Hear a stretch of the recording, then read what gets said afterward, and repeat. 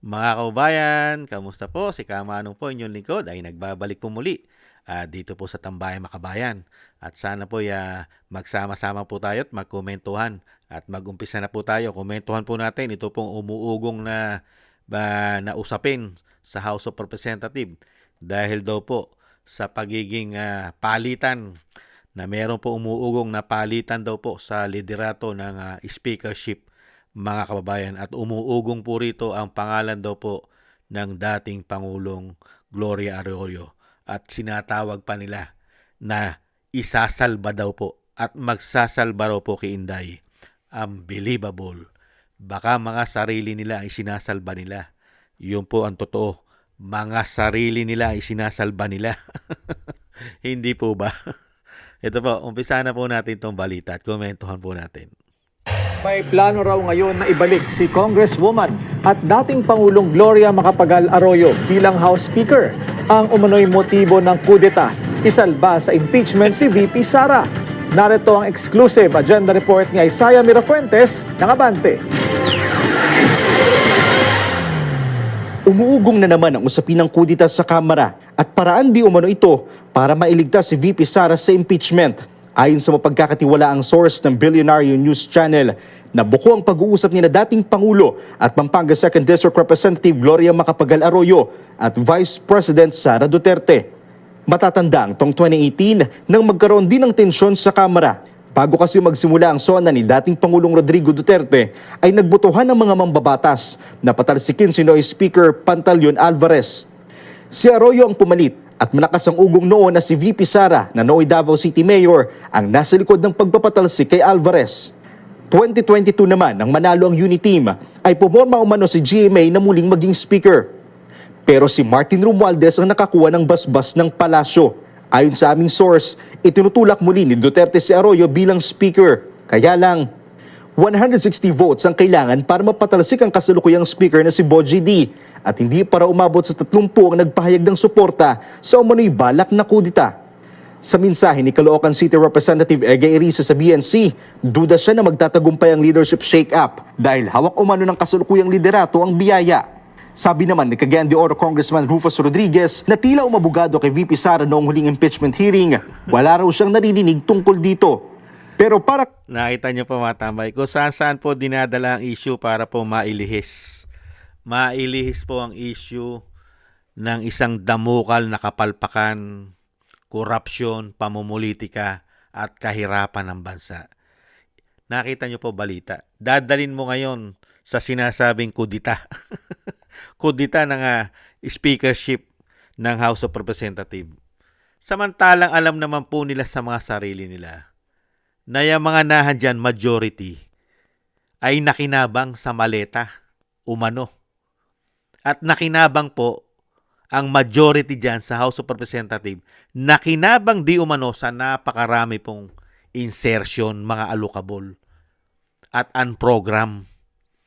Di ba, sa unprogram na nilagay nilang budget ng Pilipinas sa mga unprogram. Hindi po ba?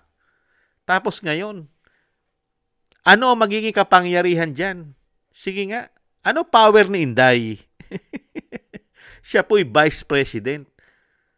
Ngayon, mangyayari lang po yan kung babalimbing. Kung babalimbing na po yung mga nakinabang. Yung mga nakinabang sa maleta at nakinabang sa maraming insertion. Mangyayari po ba yan? Hindi. Bakit? Alam nila eh. Pag naging presidente si Inday, maiimbestigahan din sila. Hindi po ba? Kaya nga gumagawa ng paraan ng mga tao na yan eh.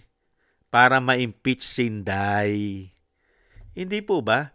Nakita nyo po, hirap na hirap nilang hanapan ng korupsyon si Inday, si VP Sara. Gusto na nga nilang pabuksan ng bank account eh. Dahil wala naman silang matibay na ebidensya. Dahil ang hawak nila ebidensya, nasa kulungan. Yung nasa kulungan, si Madriaga. Yun ang kanilang witness. Yung mga sinasabi ni Madriaga. Ano po ang hawak ni Madriaga? Chismis. Hearsay. Hindi po ba? Hindi po katulad ng issue nila ng mga congressman, senador at ng Malacanang. Ano po issue? Nahandyan po ang national budget. Kitang-kita po. At mismo ang Korte Suprema nililiwanag at pumutok ang napakalalaki nilang insertion. Hindi po ba? Mga unprogram appropriation nilalagay nila ang pondo para nila magamit at mahugot sa kanilang mga proyekto di umano, sa kanilang mga flood control, karsada, cat's eye, at yung kanilang farm to market road di umano. Di ba? Tapos ngayon, napakarami nilang inilalabas na issue, mga kababayan. Sarit-saring issue para po mailihis, mapagtakpan ang grabe pong pagkukulang at wala halos nagagawang solusyon sa ating bansa. Dahil dinala po tayo ng administrasyon ngayon, real talk. Saan po?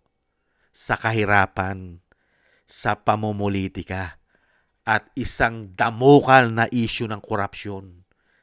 Lalong-lalo po ngayon, kahirapan. Walang solusyon. Naghihirap ang taong bayan. Bagsak ang ekonomiya, bagsak ang piso. Wala pang krudo, wala pang petrolyo. Hikahos, meron man. Meron man tayong petrolyo, meron man tayong gasul. Pero ubod naman ang mahal. Paano makakasurvive ang Pilipino? Nag-iiyakan na nga, lalong-lalo sa sektor ng transportation. Nag-iiyakan na sa hirap. Wala nang kinikita ang ating mga kababayang mga driver. Kahit sabihin mo, bigyan mo ng subsidy, bigyan mo ng bigyan, pero nahandyan pa rin yung problema, kahirapan, nagmamahal ang bilihin. Kaya nga po hindi pwedeng tutukan yan, na lagi po yan ang laman ng balita, kahirapan. Kaya kailangan pong gumawa po ng script. Di umano. Hindi po ba? Dahil nga po kailangan nila siraan si Inday. Gagamitin nila lahat dahil nasa kapangyarihan sila gamit ang pera ng taong bayan.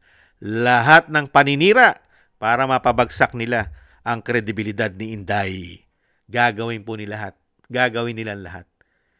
Mangyayari lang yan kung yung mga buhaya dyan, yung mga demonyong magnanakaw dyan di umano, ay magbabagong buhay at isasauli ang mga ninakaw nila. Isusuka nila ang mga ninakaw nilang lahat yan. Maniniwala ang taong bayan na mapapalitan ng liderato at pupunta na at gagawa na sila ng kabutihan sa ating bansa. Pero habang walang nagsasauli ng mga magnanakaw na politiko, lalong-lalo dyan sa House of Representatives, di umano, malabo pong mangyari na maging speaker si Gloria Arroyo dahil sa numero.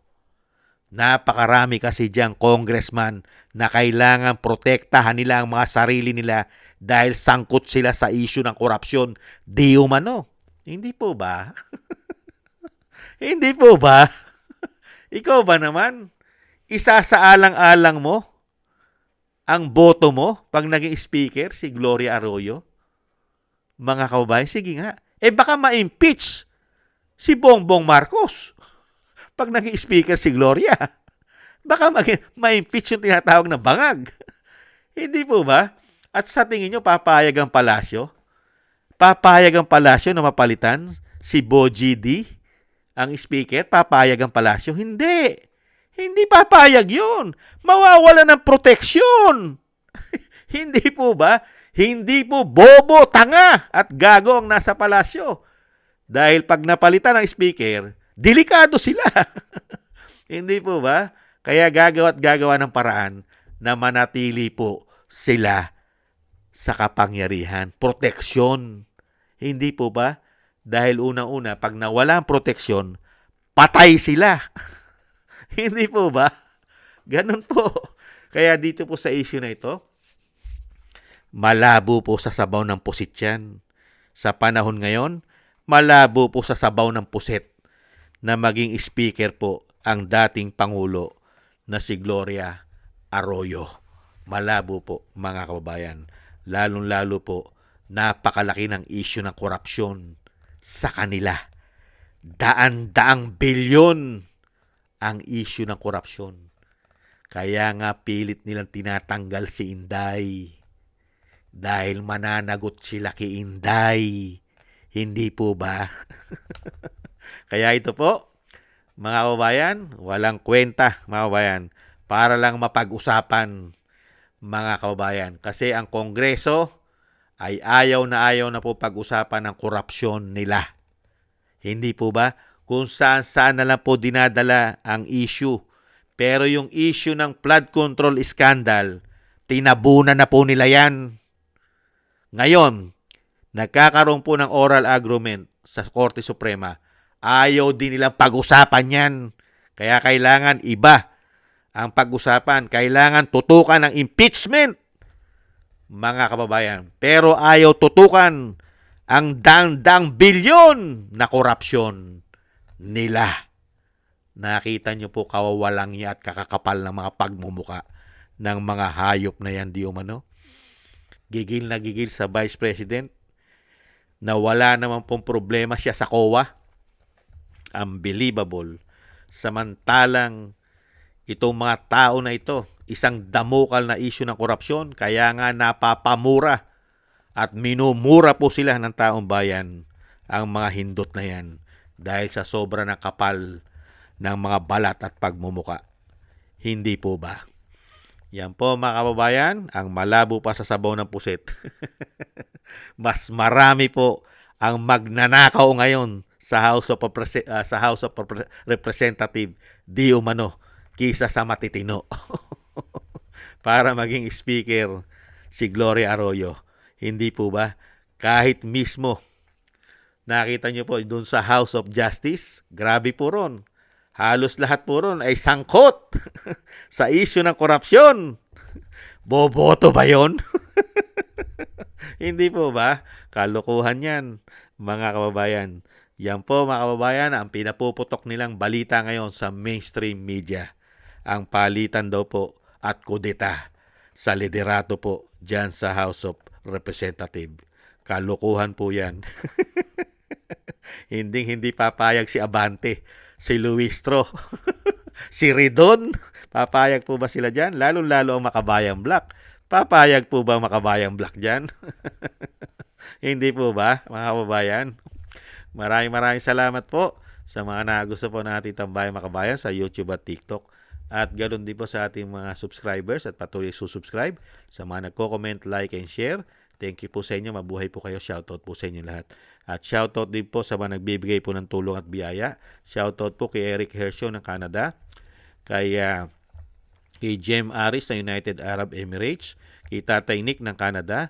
Kay Mila Yi, Annie Jo, ako si Pilam. Kingston ng Hong Kong. Jake Yahut ng California, USA. Gina Ray ng Berlin, Germany. Julieta Celona ng Sydney, Australia. Baby Roman at Ate Isa ng Cagayan. At si Gay at Shena. Si Balance Vision TV. Jesus Valdepena.